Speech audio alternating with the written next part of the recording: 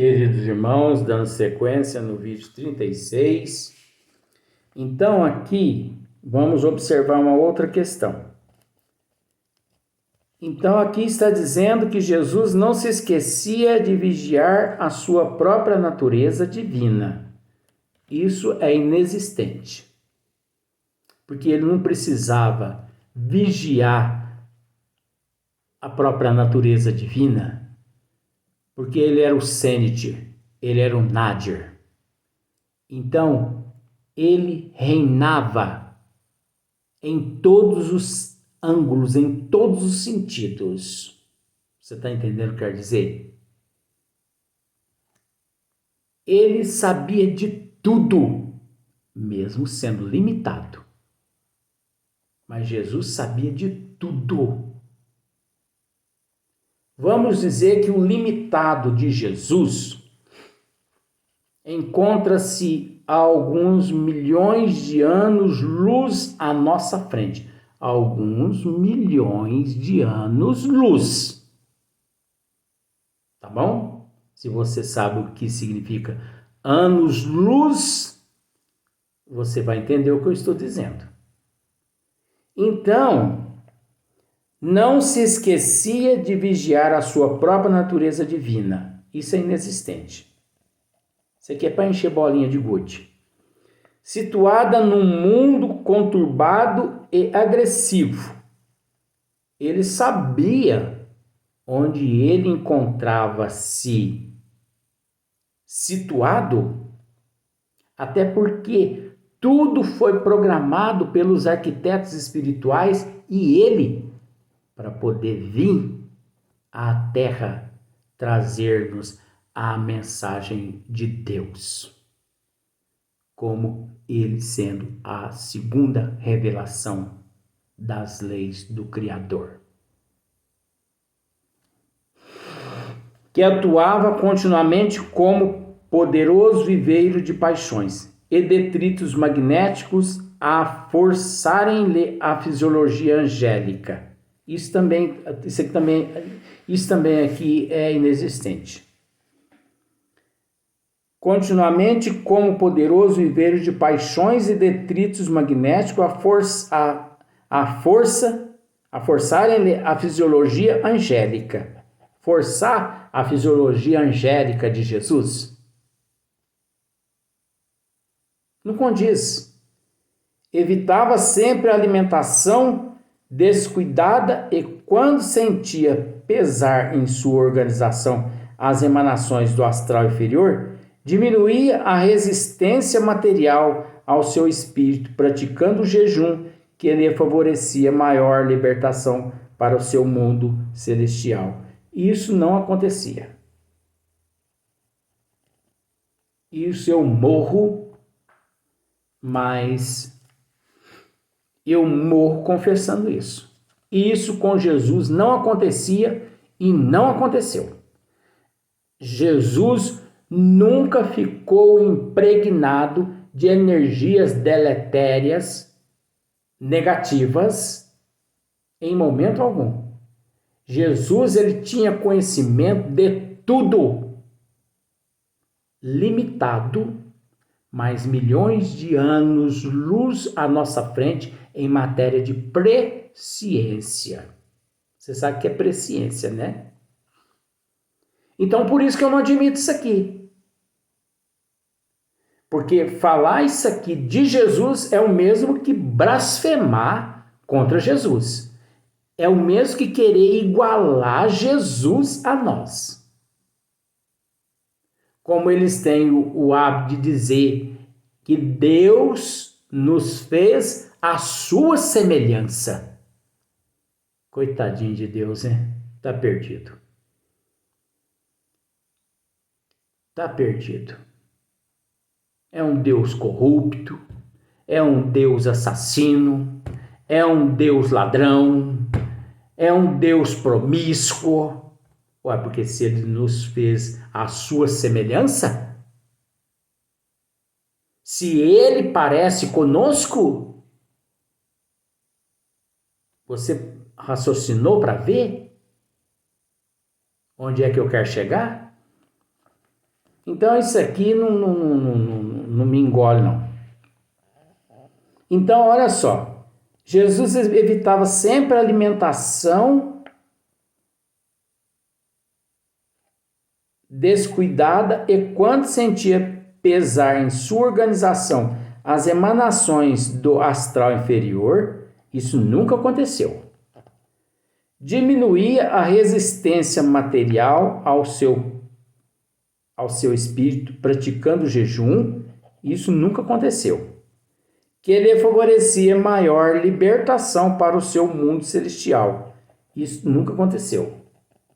Jesus tinha contato com o mundo celestial 25 horas diretamente, nem 24. Porque eu não sei se você sabe, o dia não tem 24 horas, você sabe disso? O dia tem 23 horas, 54 minutos e 15 segundos. É que aqui na Terra, né, as pessoas são mantidas ali no cabresto, né? E tudo que ouve a pessoa passa adiante e não estuda, né? Mas o palhaço aqui estuda, né? Então, antes de falar besteira do palhaço, estude. Entendeu? Então, Jesus não tinha dificuldade para estar em contato com o plano celestial, não. Jesus nunca se contaminou aqui na Terra. Nunca. Foi o ser mais perfeito. Agora eu resumo tudo. Jesus foi o ser mais perfeito que pisou aqui na Terra. Então eu não admito que fale o que eu acabei de ler aqui a respeito dele. Porque admitir o que Ramatiz aqui acabou de falar a respeito dele é o mesmo que querer igualar ele a nós. E ele está bilhões de anos-luz de distância de nós. Ah, mas então você está lendo. Por que você está lendo então? Esmiuçando. Isso aqui é um estudo. Eu não estou aqui combatendo Ramatiz. Eu não estou combatendo Hercílio. Nós estamos aqui esmiuçando, separando o joio do trigo, tentando mostrar para você quando a pérola é de verdade e quando a pérola é falsa. Se você procurar no livro dos médiuns, mensagens apócrifas, lá no finalzinho, você não vai conseguir, no término das mensagens, você não vai conseguir enxergá-las como mensagens apócrifas. Você não vai conseguir enxergá-las. Mas eu consigo. Allan Kardec conseguiu. Por isso ele lá deixou algumas mensagens para mostrar os embustes que existe, o quanto é fácil ou invisível enganar aqueles que se encontram no corpo físico, ainda mais se esses que se encontram no corpo físico não estão nem aí para a responsabilidade. Comigo, não tenho nada disso, não. Olha, gente, é o que eu já falei, sabe? Se sentar na minha frente um papa ou um presidente, quem quer que seja, ele ouve aquilo que tem que ouvir. Se fizer a danada da pergunta, ele vai ouvir. Ah, mas uma santidade. Que santidade o coquinho na ladeira? Não existe santidade aqui na terra, não. A única santidade, se assim podemos considerar, foi Jesus. O resto é tudo comedor de feijão. Tá bravo, Luiz? Não, tô não. Isso é um estudo que, no entanto, eu vou dar continuidade, porque é discutindo essas questões que a gente chega a uma denominação. Você tem que raciocinar. Você tem que entender que Jesus é um nível que não se discute. Jesus não se contamina mais. Jesus está isento de toda influência. Eu não admito que Jesus sofra as influências que nós sofremos. Eu não admito. E podem me chamar de ignorante, de palhaço, podem me chamar do que for. Mas eu não nego Cristo nessa questão.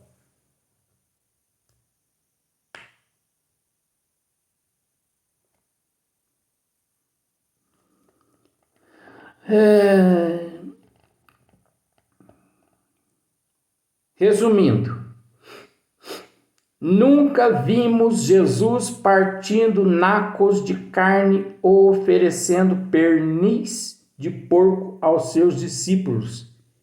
Ele se servia de bolos feitos de mel, de fubá e de milho, combinados aos sucos ou caldos de cereja, morangos e ameixas. Você parou para observar uma coisa? Que tudo que Ramatiz disse antes foi para que pudéssemos ter um material para esmiuçar, para analisar. Você parou para observar?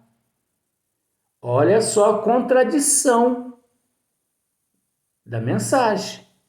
Ao mesmo tempo que Ramatiz disse uma coisa, ele já finalizou de uma outra forma diferente. Olha como ele terminou a resposta. Nunca vimos Jesus partindo nacos de carne ou oferecendo pernis de porco aos seus discípulos. Ele se servia de bolos feitos de mel, de fubá e de milho, combinados aos sucos ou caldos de cereja, morangos e ameixas, né? Frutas silvestres, mel silvestre, né? Como naquela época, como hoje em dia, tem tantas frutas. Olha só para você ver. Então você observou que Ramatiz nos proporcionou duas questões. Ele nos fez pensar assim em duas questões. Ele nos fez pensar que Jesus era igual a nós e no final ele retira tudo isso. Olha aqui. Vou voltar à primeira questão. Jesus, a fim de não reduzir o seu contato com o alto, a fim de não diminuir o contato com o Pai. Ante o assédio tenaz e vigoroso das forças das trevas, Jesus nunca fez isso. Mantinha a sua mente límpida e a governava com absoluta segurança graças aos longos jejum. Jesus sempre manteve a mente limpa, independente de jejum. Você entendeu? Em que eliminava todos os resíduos astrais. Jesus não se contaminava nunca. Ele se contaminou. Astrais perturbadores dos veículos intermediários entre o plano espiritual e o físico. Olha só, o mestre não desprezava esse recurso terapêutico para a tessitura delicada do seu perispírito. Veja bem, gente. Jesus, mais uma coisa que eu vou dizer aqui agora, ó. Olha aqui, ó. O mestre não desprezava esse recurso terapêutico para a tessitura delicada do seu perispírito. Eita! Por que eu voltei isso aqui? Porque Jesus não tinha perispírito. Jesus não tinha perispírito como nós temos.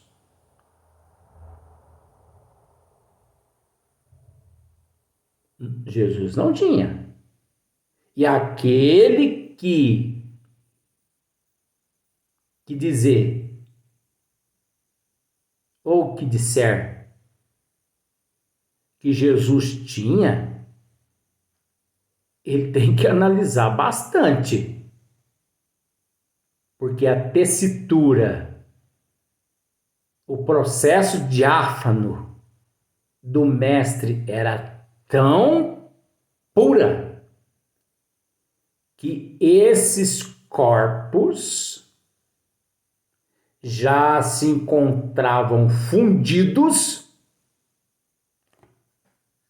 e, para dizer mais, aqui na Terra existia apenas um reflexo de Jesus, uma emanação do Cristo. Então, peguem leve comigo quando quiserem conversar esse assunto. Jesus irradiava. Jesus emanava. Jesus não tinha perispírito. Pode me chamar de louco do jeito que você quiser. Mas um dia você vai estudar isso aí no plano espiritual. Você vai ver a grandeza desse mestre. Que não esteve aqui na Terra por completo. Apenas esteve aqui um reflexo dele. Apenas esteve aqui uma emanação dele. Apenas esteve aqui uma partícula dele. Como uma gota num contra-gota nos oceanos. Gente, vamos raciocinar. Uma grandeza dessa sofrer influências deletérias? Ah, dá licença, gente. Mas aí, depois, Ramatiz conserta a questão, dizendo: nunca vimos Jesus partindo nacos de carne ou oferecendo pernis de porcos aos seus discípulos. Ele se servia de bolos feitos de mel, de fubá, de milho, combinados ao suco, aos caldos de cereja, morangos e ameixas. E eu ainda acrescento frutas silvestres e tudo mais. Porque era assim que o mestre vivia. Mais longe de todas aquelas influências anteriores que foram tratadas. Graças a Deus que Ramatiz deixou essas questões para que pudéssemos assimilar. Agora você observa como essa cachola aqui pode explodir uma hora? Porque além do que eu levei ao conhecimento que está gravado, existem milhões de outras questões que abordam esse mesmo assunto. Só que deixa para uma próxima encarnação, né? Vamos assim dizer. Porque é inadmissível. Vou repetir. Jesus está num outro nível. Jesus, ele é inquestionável. Fala-se em tudo, mas não se fala de Jesus. Não se compara Jesus a nada. Comparar Jesus a certas situações, isso é mediocridade. Isso é mediocridade. Comparar Jesus à humanidade. É o mesmo que querer comparar Deus a nós. Não tem fundamento, gente. Você entende que existe uma hierarquia? Existem hierarquias. Existe nós, existe os anjos guardiões, guias protetores, né? Existe o governador do Brasil, existe o governador da terra.